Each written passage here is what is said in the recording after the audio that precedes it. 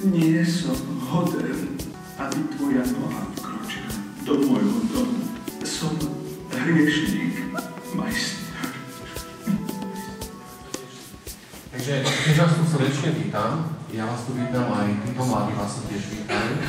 Totižto naozaj sme si teraz pripravili také pekné popoludne, takú hodinku, dve, kedy budeme možno tak spolu vytvárať také spoločenstvo a budeme hrať také rôzne možno, že hry, vedomostné, možno nejaké také športové, ktoré uvidíme, necháme sa prekvapiť. Tešíte sa?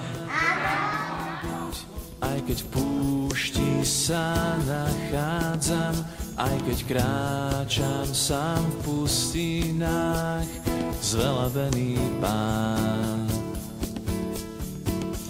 Každú milosť, čo mi dávaš, vyspievam rád.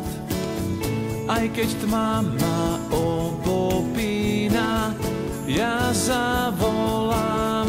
Zvelebený buď, Pane náš, zvelebený Pán. Zvelebený buď, Pane náš, požehnané slávne meno máš. Zvelebený buď, keď ma lúč slnka zohrieva. Čo je na tom nebi také úžasné, že by ste chceli všetci ísť do neba? Že sa stretneme s Pánom Bohom. Presne tak, sa stretneme s Pánom Bohom a ešte máš pravdu. Čo si myslíte, čo preto musíme robiť, aby sme do toho neba prišli?